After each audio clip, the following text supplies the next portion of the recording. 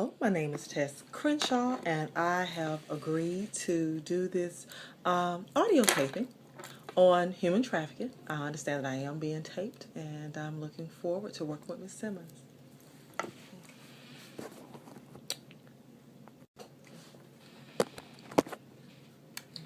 And this is Human Trafficking, My Social Analysis by Garyana Simmons. Ms. Tess, do you think human trafficking is the same as slavery? Yes, I think human trafficking is nothing but a modern day form of slavery. Unfortunately, so many children have been lured um, into slavery, human trafficking, and their lives have been dreadfully affected, unfortunately. Yes, ma'am. Did you know it is the fastest growing enterprise with low risk and high potential profits? No, but I can see that how that would make sense. Seeing that I was looking at some information, and I've read how if a trafficker purchased a child for 10,000, he could make his money back in less than a month's time. So the rest of those months or years that child is with him, he's made lots of money off of them, or he will. Yes. Who do you believe are most targeted? I personally, from what I have heard or watched on different documentaries or whatever, is usually those from lower incomes or maybe like runaways. I know in other countries, it's usually people out in the rural areas, or like I said, you're poor and like disenfranchised. I was watching a documentary where they were showing where people went into very poor villages and they promised the parents how they were going to give the children a better life if they were to come with them, and they would take the children into the city and they would chain them up in these brothels or whatever and traffic them and sell them.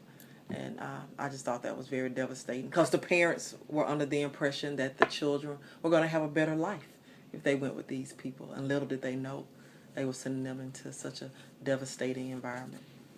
Yes, ma'am. But it's typically 80% of trafficking victims are female and over 50% are children. Do you believe law enforcement are doing what it takes to crack down on human trafficking? I think that here in the United States, yes, that we really and truly are trying our best. I was watching on that same documentary in some of the foreign countries.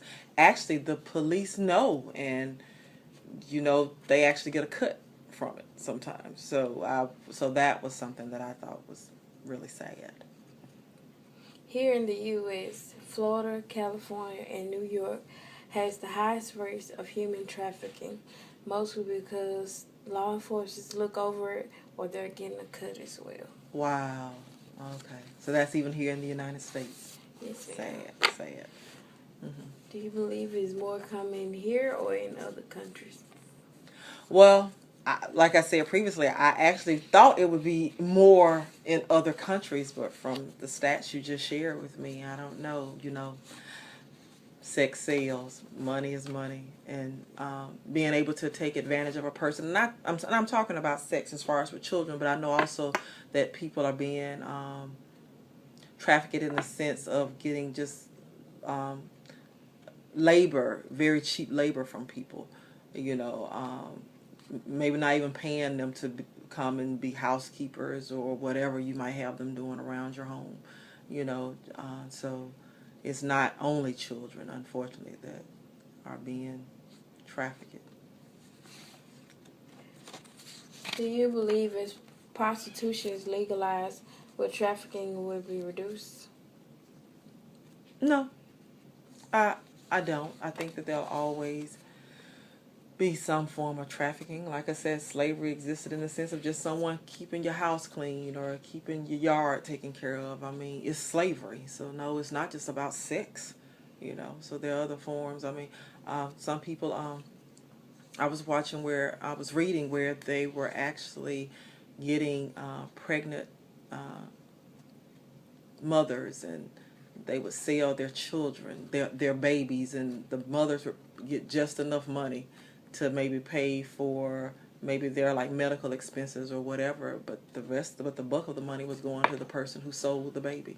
So no, I don't think that it'll just go away. There seems to be some evidence that a Swedish model which criminalizes buying sex, but decriminalizes prostitution in women as well as offering them services.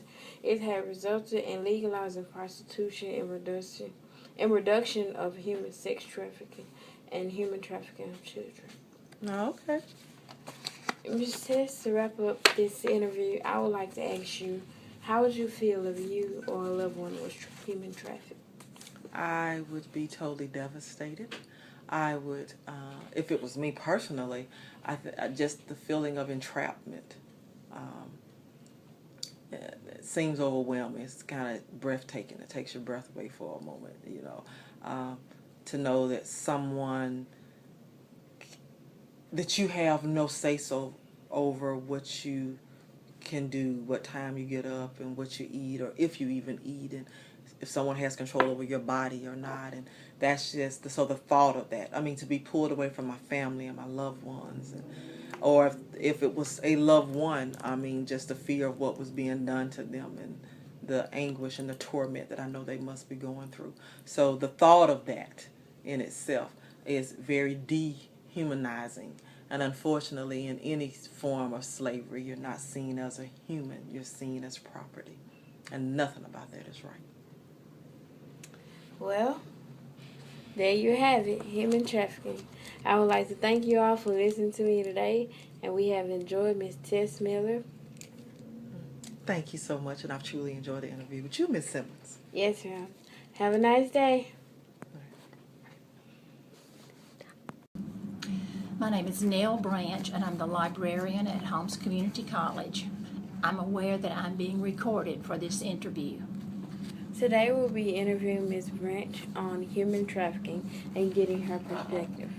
Ms. Branch, do you think human trafficking is the same as slavery? I think it's very similar because in human trafficking, the person doesn't have any legal rights. They're captured just like slavery was. It is the fastest growing epidemic in enterprise with the relatively low risk and high profit potentials. With any slaves from back then that were getting trafficked, it would range from 72,000. Wherever you want to traffic a human today, it would be $72 to $80. It's very cheap compared to what they were worth. So the value of a slave has certainly changed in the last 100 years. Can you repeat part of the first part of the question for me, or did I answer it? You did. Okay. Who do you believe are most targeted? From what I have read about human trafficking, it's girls anywhere from the age of 3 to 18. So it's the younger girls who would be easier to subdue, I think. Yes, ma'am. Did you know there's 80% of trafficking victims are females and over 50% are children? I think I'm familiar with that. I had read an article recently about the sex trafficking in Cambodia, and it said 1 out of every 40 women in that country had been traded for sex. Do you believe that law enforcement are doing what it takes to crack down on human trafficking? I doubt it. I think it would be so hard to, especially in foreign countries where the governments are corrupt and don't have enough officials to check into it, and it's kind of behind in the dark. And I think it would be very hard for them to check on it and keep it the numbers down. Typically in foreign countries, the government, you're right, they are corrupt, and they gain 15% of the profit from when each slave is sold. If a pimp sells a young girl for $1,000, buys a young girl for $1,000, he'll gain it back in less than a week, and plus more from her other sources of income. Do you believe it is more common in the U.S. or in other countries? I tend to think it's in other countries more, where the governments are corrupt and they can profit from it also. And also, women are not as valued in other societies as they are in America. Did you know human trafficking in the U.S. occurs in New York, California, and Florida? No, but I can understand that it would, especially in those states where there's so many people coming and going. Do you believe if prostitution is legalized that trafficking would be reduced? I don't really think it would make a lot of difference. Prostitution would be, then in certain areas, would cost something. I don't think there'd be as much profit for the pimps if it was legalized.